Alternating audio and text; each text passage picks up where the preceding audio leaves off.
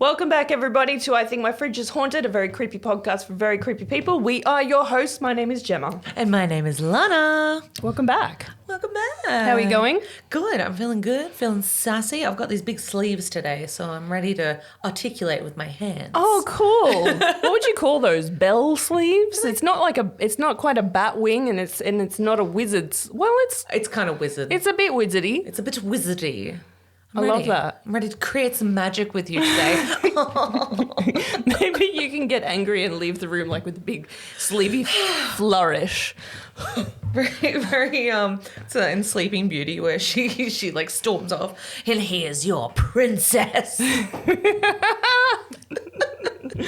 This Anyway. is why we should definitely bring back cloaks. Yes. Bring back the clothes. I think it's up to us, Gemma, frankly. I've got a wild story for you today. Ooh, I love a wild story. It's going to blow your mind. I know I say that every single time. Firstly, do you have a fact from the freezer? I do have a fact from the freezer, and it's quite a special fact today. And I'm going to do it. I'm going to shout out, Renee, this one's for you. Facts from the freezer. Facts from the freezer. We found this together. So I've ramped it up now, haven't I? Yeah. We've got very great expectations. Getting something simple. I think our facts are, we always go into a bit of a story, a bit of a background. I'm going to keep it simple today. Gemma. Yes. Did you know iceberg lettuce got its name from the California growers that shipped it covered in crushed ice across the country in 1920? I did not know that. Before that... I just kind of thought it's cold and crunchy. Well, exactly right. Before it was called iceberg, it was usually referred to as crisp head lettuce. And the name crisp head came from the lettuce's crunch and juice. Right. And it's a head of lettuce. Exactly right. So iceberg lettuce was introduced for commercial production in the late 1940s and was the only variety bred to survive cross-country travel. Oh, And there you go. that's cool. That's a fun, dinner table fact. yeah. Everyone, did you know? It's so funny in hindsight. Lana, you're so educated. I'm not book smart. I am fact smart, though. I'll tell you what. Iceberg lettuce. There you go. Thank you. You're so welcome. I'll carry that with me forever. Hey, it works for the freezer as well. Fact from the freezer, we're grabbing the cold lettuce. The crisper. The crisper. Yes. Thank you. Didn't we had the idea for the shit bits from the crisper? Yes, we did. That never happened, but We'll make it happen. It's coming. okay. Shall I tell you my story? Yes, please. My sources are a book called When I Fell from the Sky by Juliane Koepcke and Ross Benjamin, and the documentary Wings of Hope by Werner Herzog. I'm feeling like a flight kind of theme going on. Yes, there is a flight. I'm not going to tell you what it's about. I'm just going to jump right in. Let's do it. Love a surprise. On Christmas Day, 1971, 17-year-old German schoolgirl Juliane Koepcke wakes up in the middle of a dense section of the Peruvian rainforest. Above her is a row of 3 passenger seats from a plane, Oh.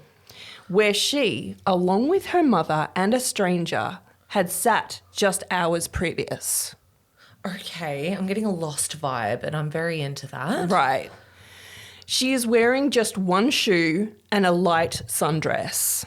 Oh. She has no food, no drinking water, and has no idea where she is. It sounds like a nightmare. I'm so intrigued. Yeah, it does sound like a nightmare. To make it worse, she has a large open wound on her leg, but she feels no pain. Oh no, that's not good either though. The last thing she remembers is being thrown from a plane carrying 90 other people after being struck by lightning during a storm. Whoa, okay. And then she closes her eyes and drifts back to unconsciousness. If that's how I woke up, I'd probably be like, I think I'm just gonna have I'm a little gonna nap. go. I'm gonna hope that it's different when I wake up again. Maybe. So let's go back. Born to German parents in 1954, Juliane was born in Lima, Peru, and spent her childhood in the Peruvian rainforest among biologists and researchers of all kinds. From those that studied insects to those like her mother Maria who studied birds. Oh, wow. Her father, Hans Wilhelm Koepcke, and her mother were both well-known zoologists who came to South America in the early 1950s to study new species of wildlife after completing their studies in post-war Germany. Oh, wow. I'm getting like Tarzan. I'm getting like, what an interesting career to have in the 50s. I highly recommend everyone reads this book, When I Fell from the Sky, because what I'm telling you today is a tiny part of a huge story. Mm-hmm. It's just the most amazing story. And there's survival stories within the book of a survival story. It's amazing. So Juliane's father, his story could very well become a book of its own. In 1947, having finished university, Hans Wilhelm knows that if he is to work in his field of zoology, he would have to go somewhere more rural and more tropical than Germany. A little bit more tropical than Germany. Yeah.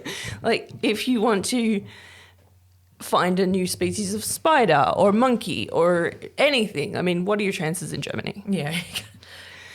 Especially post-war Germany. Yeah, there's probably not a lot of wildlife. Yeah. Many Germans at that time were heading to South America, and he writes to the University of Lima to ask if they have any use for a zoologist. A year later, he gets a letter from the Natural History Museum in Lima saying that the university didn't need a zoologist, but they did. And they told him to come on over. Oh, great. Love a year-long job application. Yes. So Hans Wilhelm plans to go over to Lima, find a place to live, start working, and his then girlfriend and later wife, Maria, would join him. Okay. However, this is much easier said than done in post-war Germany. Very true. I guess there's a lot of boundaries. So many... Red tape. So much red tape. Yeah. There are no passports, and European countries are still in a state of high security or civil war. Fair, yes. Wars don't just end. There's a lot of fallout afterwards. Exactly. So this is a very condensed version of what happens to Hans Wilhelm. He hears that there are cargo ships going from Italy that are taking Germans for free to South America. Cargo ships. Yeah, cargo ships. Sounds very comfortable. He hikes and hitchhikes from Germany to Austria. Whoa. So this is no, hey dude, can you give me a lift to the airport? Yeah. Where I will safely be transported. Yeah, no. Can you take me across, countries? In Austria, he jumps a security fence into Italy, injuring himself and having to go to hospital. When he returns to the wall, he burrows underneath it instead. It's like, I've learned my lesson. However, when he gets to the port where the cargo ship is said to go from, he finds it has already left, and it could be months before another one comes. Oh, no. He hikes on foot through Italy, where he obtains a Red Cross passport, but is later captured and sent to a prisoner of war camp, and he's kept there for some months. Oh, my God. This poor guy. It's so hard. I just want to get to Peru. And be a zoologist. Yeah.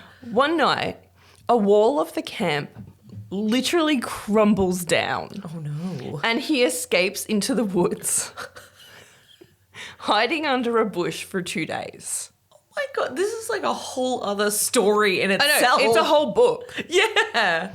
Finally, he hitches a ride with a Jewish man in a fancy car to France. And the man is kind enough to give him 150 francs Oh. because they won't let you into France without at least this amount of cash on your person. Okay. So how kind.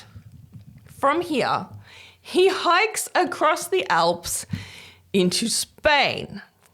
Oh, what? Just a casual hike? So he's gone from Germany to Austria to Italy to France to Spain. Which is probably like a It's train actually ride like now. almost a circle. He's a little confused. It's okay. So in Spain, he has to keep a low profile, only traveling at night and staying away from the cities. If followers of Spain's dictator, Francisco Franco, found an illegal immigrant, he would be sent to a prisoner camp. Been there, done that. Not interested. He realised one night, listening to the wolves howl in the forest, that people were more of a threat to him than wild animals. Yeah. He and another man find a salt ship in Cadiz, and it's heading to Uruguay. I'm smiling because it's just so wild. This is insane. They tied handkerchiefs over their faces and jumped into the salt, which was painful to the skin and made them incredibly thirsty. Yeah, I can imagine.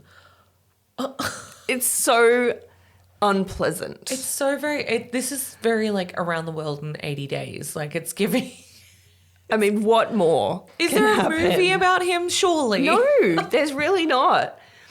His companion can't handle the discomfort and reveals them to the crew. Oh.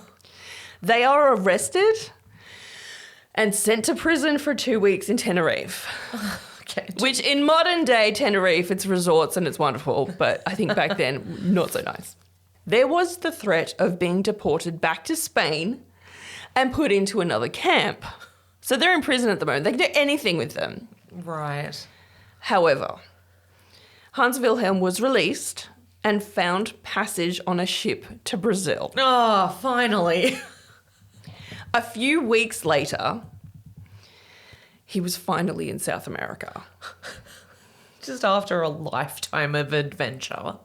He still has 300 miles to get to Lima, though. Okay.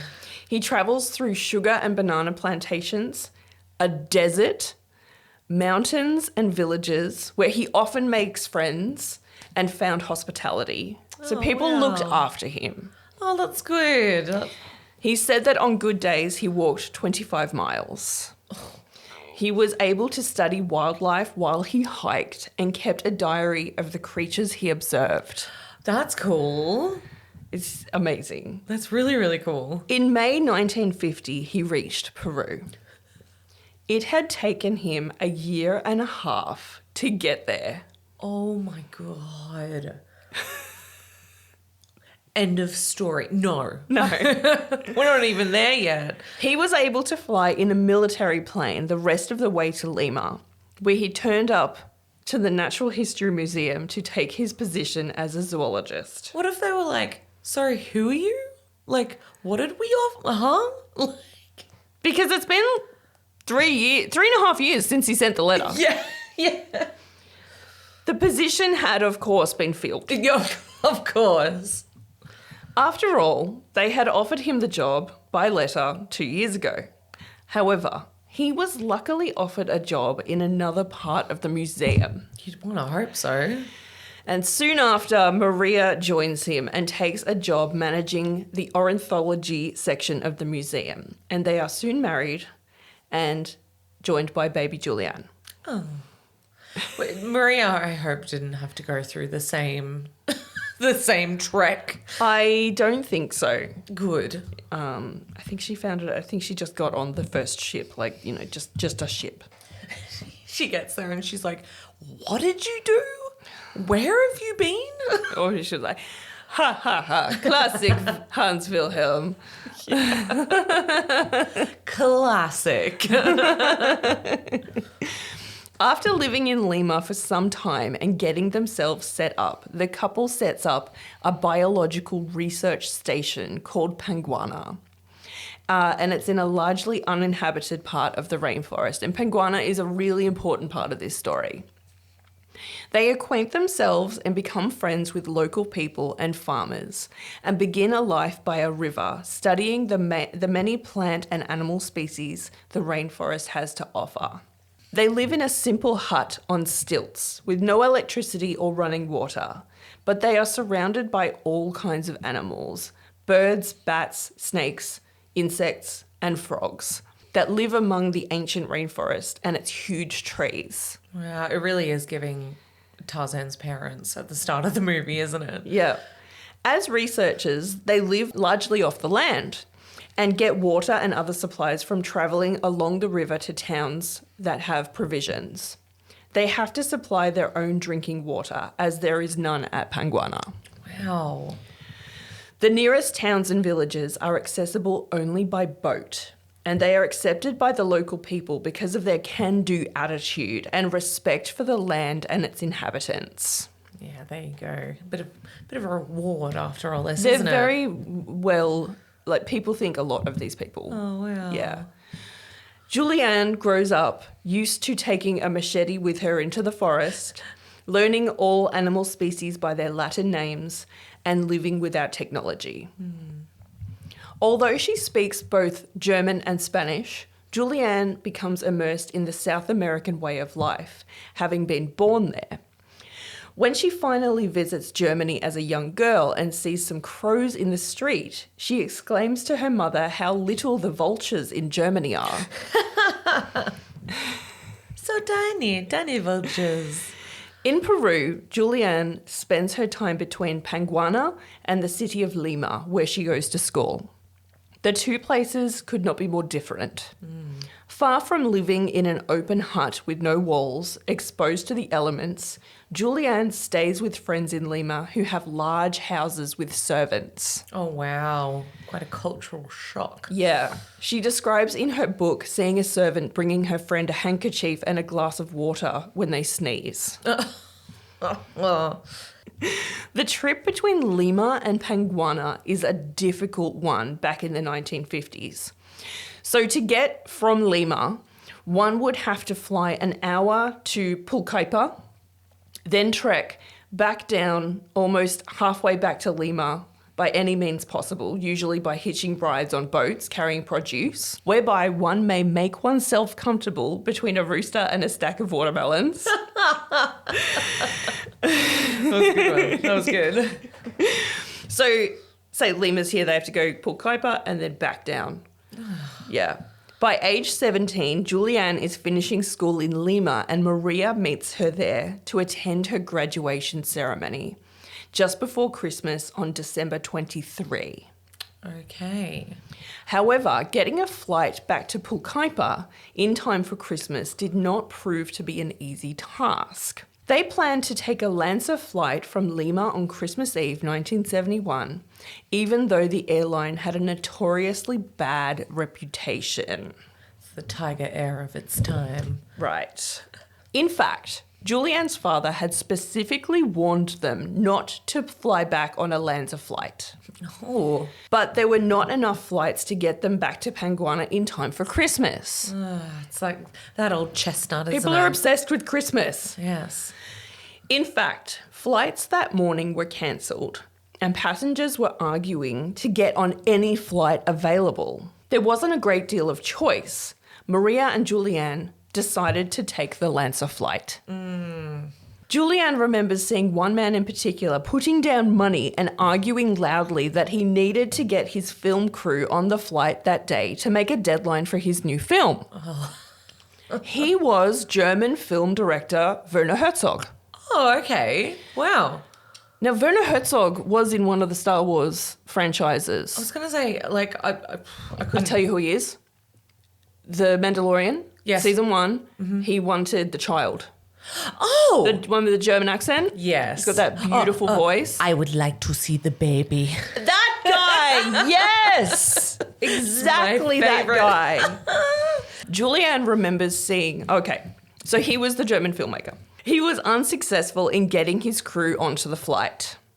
Years later, he would reach out to Juliane and make a documentary about her and what she endured on that terrible day. Wow. Isn't that crazy? Isn't it? It's definitely giving Lost, actually. Like, people didn't get on the flight for a reason, and yeah, he's probably very grateful he didn't end up on that flight by the small sound of it. Oh, it's such an amazing story. Like, start to finish, this story is just wild. But at the time, Juliane ignored him and continued joking and laughing with the two teenage boys she had just met who were also scheduled to take the Lancer flight. Because everyone's in the Christmas spirit, they don't really... The kids don't care what's happening with the flights. Christmas in the 70s. Yeah. To give you an idea how bad Lancer were, they originally had 3 aircrafts, but now only had 1. Due to the other 2 being lost to crashes. Who's getting on this flight? Desperate people. Well, yeah. I mean, it's Christmas, governor. We gotta get there. Gotta get there now. If your dad, with what he endured, was recommending you don't get on that flight, I'd listen to the man. Yeah, it's just Christmas. Come on, you can have your own Christmas next week. Yeah, it's Christmas and New Year's. That time doesn't exist. You can just have your roast chook the whole time. That's right. Whatever. Although the plane looked impressive to her, the plane carrying Juliane and her mother was actually made up of many pieces of other planes. Oh, no. It was built only to fly in desert locations and was not able to sustain rough weather or turbulence. But it's a plane. And it's the Andes. Yeah, exactly. Yeah. So Maria and Juliane take this Lancer flight, and it's only just under an hour. So they have faith that nothing could go wrong. Juliane sits at a window seat with her mother next to her and a man that they don't know next to Maria. They're given sandwiches and drinks for a snack, and soon after, they run into some turbulence. Juliane is not disturbed as much as the other passengers until luggage begins to fall down from above. Oh my God, it's that classic kind of scenery, isn't it? Whenever you have turbulence at a Start plane. to panic. Yep. They have come into the path of a storm and the pilot has flown directly into the centre of it. Okay, yeah, sure, but if you know what the kind of plane you're flying, should you not? Oh, I don't know. Awful. Deadlines. Deadlines. We've got people. deadlines. Deadlines. Christmas. Juliane sees the wing outside her window, and it's not clear to her whether it's an explosion or a lightning strike that she's just seen. Oh my God, nightmare. The plane begins to go down, and Juliane is suddenly facing directly downward into the front of the plane. No, thank you. Her mother calls out, "It ends here." Mom! Oh my God, you're not helping. Juliane can remember hearing the roar of the plane turbines load in her ears, and then it's silent. She is no longer in the plane. Oh no. Mm-mm. She is still strapped into her seat, but there is no longer anyone sitting next to her. I don't like flying. And this is... Do you want to go? All I'm going to think about. Do you want me to finish this on my own? We're done. That is a nightmare. It's just you and me, Fridgies. Next. It is thought that she may have been caught in an updraft on her way down into the rainforest. It's very Alice in Wonderland. She falls a height of 10,000 feet, but the updraft slows her fall. She's such a whimsical kind of person, isn't she? Doing whimsical things. Yeah. She falls into some brush and wakes sometime later, unbuckles her seatbelt and crawls under the seat. She then loses consciousness for a day and a night. Oh no. She wakes up once or twice, but it is not until almost 2 days later that she feels she can stand and comprehend her situation. And she has a concussion, which has a lot to do with it. Yeah, understandable. She calls for her mother. She calls for anybody. but she finds no one. She must have fallen into an uninhabited part of the rainforest somewhere between Lima and Pucallpa, although it's a huge stretch of land, so she could be miles from anyone. Yeah. And it's dense. Yes. Her gold confirmation watch is still working, and it says 9 o'clock. She looks at the position of the sun and guesses it must be morning. Her glasses are gone, and her left eye is swollen shut. Oh, honey. She doesn't know it, but she has a broken collarbone. Oh, my God. She also finds a deep wound on her leg and one behind her upper arm. She is oddly not feeling any pain or seeing any swelling. She also has a torn ligament in her knee, but finds it fairly easy to walk, which later doctors say should be impossible. Shock is a hell of a drug. Right. Juliane finds some fruit sweets and a Christmas cake, which she tries to eat, but it's so full of mud, she discards it. Oh, wouldn't it be Christmas Day by now? Oh, no. Yeah. Having eaten nothing but the fruit lollies, she regrets this decision to throw away the cake. Oh. She begins to walk through the forest and remembers that her father tells her that if she finds water, she will find people. Mm-hmm. So she decides to look for any kind of river or stream. She finally finds a little spring that creates a tiny rivulet. Oh. So it's a little spring, and then it's like... And then the little rivulet, she follows it through the forest, and it becomes a tiny stream. Oh, okay. And then the tiny stream becomes a river.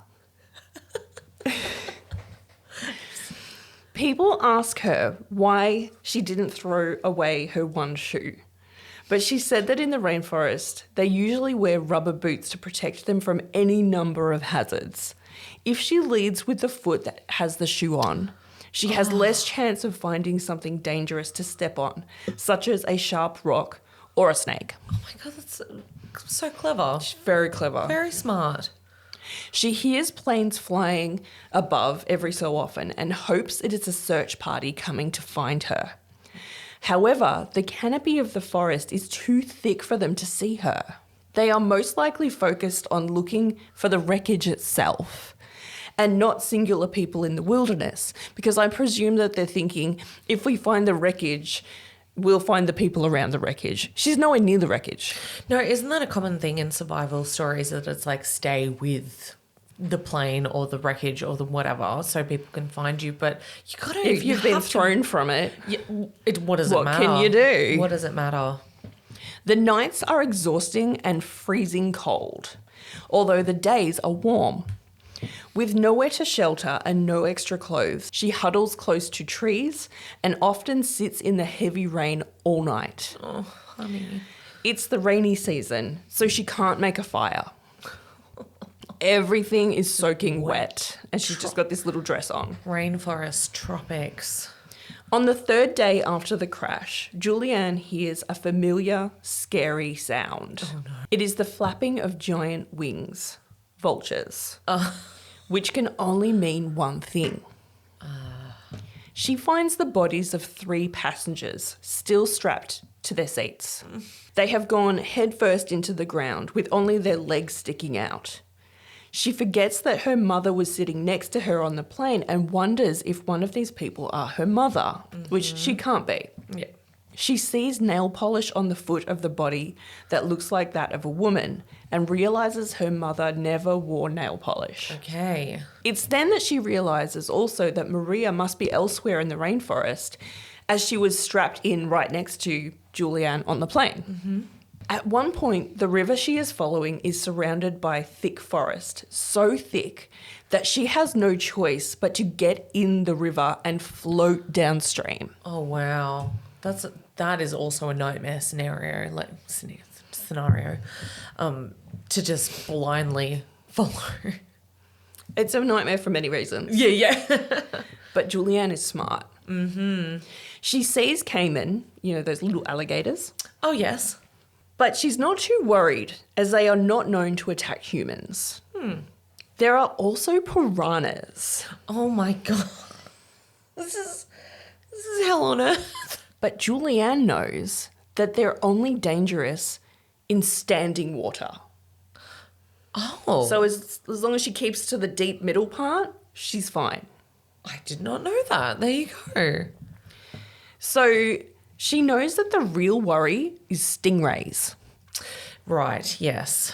In parts of the river she has to wade through rather than float down, she feels her way through the water with a stick, and she always takes care to put her shoe foot first. It's the only defense she has against potential danger.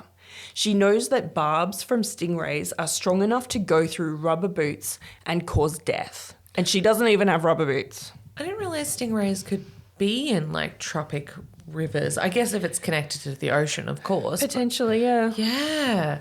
Wow. She is clever, isn't she? God. Yeah.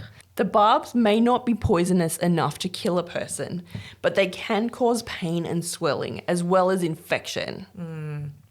Shout out to Steve. Steve Irwin. R.I.P. After almost 2 weeks, she is still following the river. Wait, how long? 2 weeks. She's got a really good like attitude, hey. Yeah, can do. Got a good can-do attitude. And although she drinks water from the river, she has nothing to eat. Oh, honey. She tries to catch frogs, even though she knows many of them are toxic and have been used by native people to poison the points of their spears. Right. But in any case, she is unsuccessful in catching any frogs. On the 11th day since the crash, she comes upon a small camp with huts and a boat tied to the side of the river. Okay. She thinks about taking the boat the rest of the way, but she doesn't want to because she thinks if she steals it, someone who needs it may become stranded like her and die. Oh, she's so kind and thoughtful. You've been in the wilderness for 2 weeks, girl. Instead, she makes camp there for the night, sleeping on the banks of the river. She finds a can of petrol and uses it for another problem that she's got. Well, the injuries, right? Like, Well, the wound on the back of her arm is infested with maggots. oh, yep. She knows from when her dog had a similar wound that she can pour gasoline or alcohol onto them and they may fall off. I don't even want to say where I think this is going. You look so much like your sister when you make that face. Oh, do I? She manages to get around 30 maggots out. However, she will find out later that there are many more. Oh, no. Yes. It's like, isn't it like kind of good and bad? Don't maggots like get rid of all the infection technically? It's good and bad. It is good and it's- bad. It's look, They're infesting, but they're also eating. and they don't leave. I mean, it's time to go. Yeah. Late the next day, around dusk, she finally hears voices. And 3 lumberjacks come out of the rainforest, and they're shocked to see her on the riverbank. They think she's a river demon, Oh my God. and it takes a moment for them to understand what she's saying. She was on the plane that crashed on 24th of December, she tells them in Spanish. She asks them if everyone else has been rescued. Is she the last to be found? They tell her that she is the only one to be found. Only one? No one has been able to find the plane. Okay. They are able to feed her and give her some other clothes to wear, and the following day they take her downstream for medical attention. She is exhausted and sleeps for much of the journey. Some of the local women say she is a demon because her eyes are so red and swollen. She is able to go to hospital amongst a whirlwind of media attention. One journalist even pretends to be a nurse to get close to her. Oh my God, leave her alone. She's just been through hell. The following day, a newspaper releases an interview with Juliane that she never gave. What are we doing here? What are we doing? Juliane becomes famous, not only in Lima, but the world over. As she is recovering from her injuries, she receives letters from all over the world. Oh my God, okay. After reuniting with her father, who still held out hope that they would find Maria, in the second week of January, the crash site was finally located. So about Many bodies are recovered and placed in an old factory space for families to come and identify them. The 2 boys Juliane had spoken to on the flight were identified as well. On the 12th of January, her father identifies Maria's body by her wedding ring and the unique shape of her feet. Oh, no. He asks the coroner why she is not more decomposed. She has a horrific injury. Okay, this is quite horrific. The skull was missing above the jawbone. What? Which is why he had to identify her by her hands and feet. Like the top half of her face? Gone. Oh my God. Oh. And he also notices that the rest of her body was suffering only a few cuts and insect bites. They surmise that Maria may have been alive for up to 10 days after the accident, only recently dying under unknown circumstances before the crash site was located. Like exposure? I'm guessing to the face if it was missing? I mean, what kind of exposure half decapitates you? So they're not saying that she had the injury, like the skull injury when she crashed. It was just what was left? Is that what they're saying? Or They're saying she survived in the forest right. for 10 days. Okay. Until something happened Right. that killed her. I thought you meant that she'd survived without her face. No. I was like, how? That's crazy. It's crazy, but, this is a crazy story. With no pictures taken of the crash site or the bodies on discovery, it will remain a mystery as to Maria's cause of death. I don't know what it could have been. I mean, it kind of feels like maybe a machete. Yeah. Like, I guess. I mean, it couldn't be a propeller because the plane was well and truly crashed. It depends, like, was it clean? Did she pass out and, I don't know, an animal came and, like, ate it? I don't know. Like, I don't know either. Oh, that's so fell. I don't know. Maria's body is sent to Germany for burial, and Hans Wilhelm requests that she has another autopsy when she gets there so that they can try to ascertain a cause of death. He is told the body will be embalmed, so it will be intact on arrival in Germany. However, when the coroner in Germany receives what is supposed to be Maria's body, it is reported that they only receive a few bones. Eh? What? The jawbone is believed to be hers, but the other bones can't even be determined to be male or female, and certainly can't offer any clues as to the cause of death. What? Where'd they go? Where'd she go? What? Juliane believes that the majority of Maria's remains were buried in the cemetery at Pulkaipa with the other crash victims. A memorial was built there with little niches for the remains of those who died in the crash that were local to the area. Soon after this, Juliane's father sends her back to Germany too, to live with her aunt and grandmother and finish her studies. That's enough rainforest for you. You get out of here. Very little is done to investigate the crash, other than the flight company Lanza, who lost their license. Oh, good. Which is good because they didn't have any planes. You had 3 strikes, buddies. We're done. No official explanation was given as to the cause of the crash or why the plane was even allowed to fly in such conditions in the first place. That's what I'm asking. Jeez. Many news articles state incorrect details about Juliana's journey. There is a story that she woke up with all of the other survivors but ran from the scene into the forest. Another says she built a raft using her knowledge of the rainforest, knowing exactly which materials would best float her down the river. Okay. This is why you read the book from the survivor Yes. who wrote it. Yeah, that's right. Others say that she lived primarily on cake for the entire 11 days. What kind of nonsense? One cake in one article, many cakes in another. Why are these the details we're focusing on, guys? Another said she had the cake in her lap on the flight and she held onto it throughout her fall. Yeah, that's my priority when I'm falling. A film is made about her journey by an Italian director called Miracles Still Happen, which she doesn't seem to think too much of in the book. Okay. It is not successful and she makes no royalties from it. The storyline is filled with artistic license and reflects little of her actual experience in the rainforest.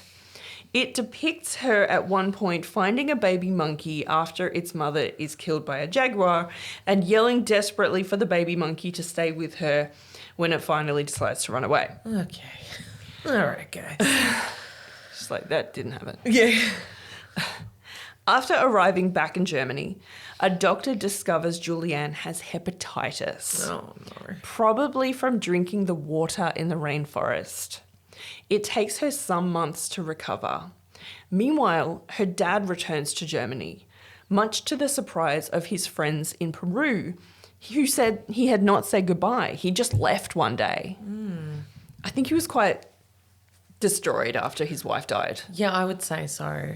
In the mid-1970s to early 1980s, Juliane returns to Panguana several times with other students to study the plants and animals of the area.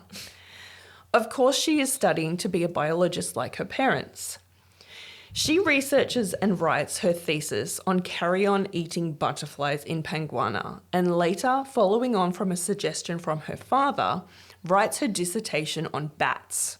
Oh, okay. Later, she will specialise in the subject of bats, although in her early days never planned to study them at all.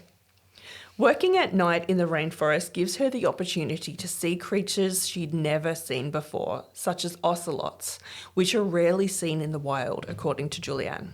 The German director, Werner Herzog, reaches out to Juliane years later in 1998 and says he wants to make a documentary about her. With him, she revisits the air crash site and they find all sorts of things like pieces of the plane, a coin purse, and parts of luggage. Wow. In the documentary, Juliane describes how she felt as if she didn't leave the plane, but rather the plane left her. Oh, that's so eerie. The fact she went back to the site at all is brave to me. In 2011, Juliane purchased over 1,000 acres of land upon which Panguana stands and has had it turned into a wildlife conservation area. Oh my God. This is a difficult process because back in the day, pieces of land were purchased on a handshake. Oh, of course. However, when Juliane decides she wanted to make the area a reservation, the area was proclaimed land belonging to the state. There were no papers or legal documents to state otherwise. The area surrounding Panguana had been developed in the years since Juliane had left. The forest cleared and cattle brought in for farming, which is really sad. Yeah. However, it was all for nothing because the topsoil was washed away and the land clearing and grass meant that the grass couldn't grow. Nothing could grow. Wow, it's like it's meant to be a rainforest. Farmers had to bring in expensive food from elsewhere from their cattle, making any farming practices redundant. As well as that, countless animals and plants had been killed in the process. Juliane did not want to watch that happen to Panguana, and together with her husband Eric, who specialises in wasps, they ensured the reserve she grew up on and all the plants and animals therein would be protected. The area, which stretches across 10 kilometres, is now used for research and is protected from poaching, farming, and deforestation for generations to come. Wow. And that is the story of Juliane Koepcke and her family. Oh my God. What an absolute hero of a woman. That's incredible. So the book is half about her fall from the plane and half about her plight to buy Panguana. You were right. So every chapter goes back and forth and back and forth. Because it's quite a difficult process for her to buy Panguana. Yes. And it talks about, students go there and live there for months to do their research. It's amazing. That is amazing. I like that the book kind of goes back and forth because I imagine the story of her fall and her survival is quite heavy. Yeah. Quite heavy. I think her message seems to be, I'm not just a girl that fell from a plane. Mm-hmm. I'm also a conservationist. I'm a scientist. Yeah. And this place is my legacy. Wow. What an amazing woman. Is she still alive? She's around. Yeah. Oh my God, I'm gonna go have a read. I'm gonna have a read. It's a great book. I want to see what the documentary did. The documentary got made? Yes. Yes, you can find that. It's on YouTube. Oh, cool. Yes. So the documentary is called Wings of Hope. Yes, right. And the book is called When I Fell from the Sky. Wow. What a fascinating woman. That's like the perseverance. That's why we were talking about this a long time ago. But like, I survive stories are just incredible. I love them. I love survival stories. They don't just amazing. survive, but they like thrive and like endure and just become like even more incredible people. One thing that I found was interesting in the book was that she does a lot of speaking engagements, and she went to, I think it was somewhere in Africa. And people were like, how do I survive in the jungle if I fall out of a plane? And what she said was, I don't know how you survive in a jungle in Zimbabwe because I don't know the jungle in Zimbabwe. Yeah. She survived in Peru because she knew that rainforest. Yeah. She knew the animals, she knew the plants, she knew the climate. She knew just enough to get through. Yeah. But like not even just enough. She knew plenty. Mm-hmm. But and part of it though is almost common sense. Like the thing about her shoe, I was like, that's so smart to just be like, I'm going to put that foot forward instead. Yeah, real smart. Yeah, and following the stream and brilliant. What a brilliant woman. Yeah. I'm so glad you told that story. Thank you so much. Well, I think that's enough for today. I'm going to go forth and prosper after her. Good. Excellent. Can't be defeated by anything. No. I think of Juliane. Read the book. It's really good. Yeah. Okay, you guys, follow us on Instagram if you haven't already. If you're watching on YouTube, don't forget to subscribe to I Think My Fridge is Haunted. Until next time, be creepy. But don't be a creep. Goodbye.